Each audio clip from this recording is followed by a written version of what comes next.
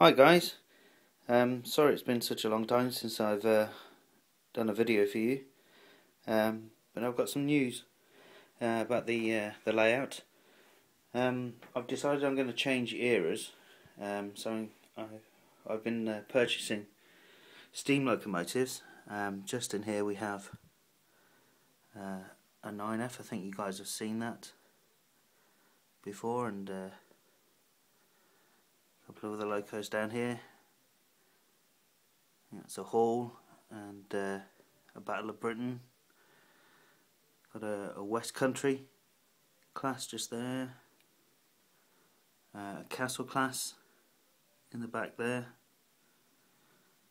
a Prairie tank just there. If I just move down a bit more, we've got an 8F and a War Department, and just up here we've got a King class and a Pannier, a little saddle tank just down there. Let's move back a bit for you. We've got Tornado and Britannia, and not on the layout at the moment, but with my friend Chris, who's got Sherwood Central, we've got a 4MT, a V2, an A1 Great Central, and a Merchant Navy class locomotive. So I'm shortly going to be putting all my diesels up onto to eBay, and all the coaches and bits and pieces that go with those guys. And yeah, just focusing down on steam locomotives. I decided they're a bit more interesting than the diesels, I think, so I'm going to go for those. So I've also bought myself a rake of Pullmans, some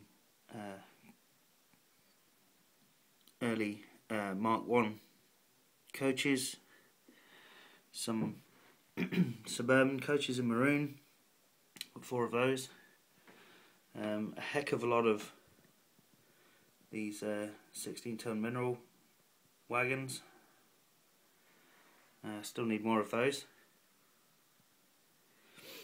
So kind of work has stopped happening on this layout now. I didn't get any further with those houses. The point I was attempting to fit over here, you can still see the sawdust. That kind of wrecked the track just down here. So what I've decided to do is build myself a new layout as well. And this time it's going to go round the edge of the room, with a hole in the middle where I stand or sit. So it's going to go, completely round the the room like that to the wall and down again. So I've been drawing out some plans. Here's kind of what I've decided on for the station. So we're going to have 4 main lines running round into the station. We've got some sidings here for the coal trucks and things. The engine shed's going to come up across the back here with the turntable, and then back into the main lines down here. And the other side, there's going to be 2 levels. So we're going to have a coal mine on the top level, and a tunnel for 2 of the lines to run round, and then a fiddle yard in the tunnel. And the tunnel is going to be on the open side of the room, so I'll be able to open the back of the tunnel should anything get stuck, and get my hand straight in there. I work in IT, so we're going to hook ourselves up a webcam so we can see inside the tunnel. The other 2 lines are going to come round in front of the tunnel, so there's going to be like a big wall, and we're going to use probably one of the GCR stations that you can get from Graham Farish. So that will give 2 stations on the layout, maybe a small yard for the station. We're going to have a line that comes up, it's not really on this diagram, but a line that comes up then to the top level and into the coal mine, which will be up here. So that should provide quite a bit more shunting and movement, because at the moment all I can do is run trains round. There's a little bit we can do over here. Those large sidings, there's a problem with one of the points around there, so none of that works anymore.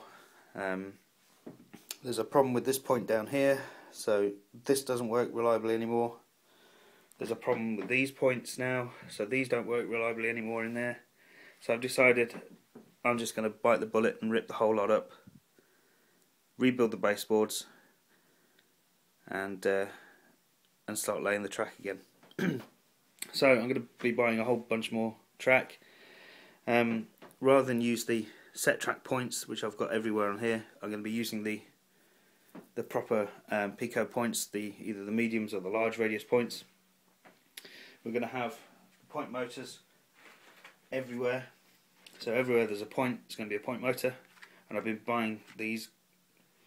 I think I've got about 25 of them now. I just want to basically start again, because there's too many mistakes I've made on this layout. I built a layout and learnt a lot of things, learnt a lot of things that I've done wrong, and so rather than fix it, I'm just going to start over and go again, but this time get it right. I want to just show you this. I was buying the track cleaning fluid, the really expensive track cleaning fluid, and I found this at a show. My friend Chris put me onto this. It's actually really, really good and really cheap as well. It's about a quarter of the price of the track cleaning fluid I was actually using, and it does a really good job. So if you can get hold of some of that, it really does make a difference to your track. Now, it's not all bad news for this layout. I can salvage an awful lot of this stuff. All the buildings will be salvaged, the lights, the station buildings. None of this was ever glued to each other, so it's all kind of independent right now. So that's all salvageable. The track is the straight track, and the curves are going to be packaged up, and I think I'll try and give that to a couple of my other friends who are starting to lay out. The points, the best ones, I'm going to clean up and keep. The broken ones I'm just going to throw into the dustbin, and the best ones I'm going to keep, clean them right up, and put them into the fiddle yard that'll be under the tunnel. Because I wanted to give the idea that a train goes into the tunnel and then another one comes out the other side of the tunnel, so we lose that round sort of effect. So there's a few busy weeks and probably months ahead of me. So what I was going to do is do videos of every stage. So I'll get the baseboards up and built and level, cover them in cork matting, and then start laying the track, and then we'll video it going on from there. The track laying, how I'm going to wire it up, the bits and pieces I've learnt from doing this one, I'll tell you about. Certainly drilling holes for points, even if you haven't got point motors. You'll probably want point motors at some point.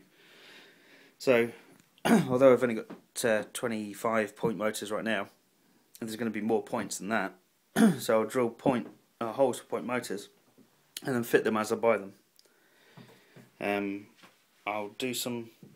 I think the wiring is going to get fairly complicated. It's all going to be DC still, not DCC, but I'm going to be putting in isolating switches and rotary switches to change which controller holds, can control what line. So I'll try and do some diagrams for that. I'm going to get my friend Chris over, and he's going to help me design the wiring actually. He doesn't know it yet. He will do when he watches this video anyway. Yeah, we're going to put some signals up, get them all properly wired in. At the moment there's only a few of these that are actually working. I stopped wiring it up when I decided to pull it apart. I'm still going to be using these controllers. So we're going to have the 4 main lines, and then we're going to have one for the coal mine and then one maybe for the shed. But with the rotary switches, we'll be able to turn one of these into the shed and one of those into the coal mine, or whatever, depending on what's free at the time. So all the buildings, the trees and things will be salvaged and put onto the new layout. So there we go. Sorry it's been such a long time, but I've been kind of umming and ahhing what I would do. I attempted to fix bits and pieces of this, and as I say, just decided I'm just going to bite the bullet and throw most of these points away that have failed and start over. So there's not going to be too many more videos, probably not many more videos at all, of this particular layout. So this is shortly going to be ripped up. I might do one more running session or something, see some of these steam locos in action. But that's pretty much it for now. So see you later, and I'll hopefully talk to you again when we've got some of the new layout built. Bye for now.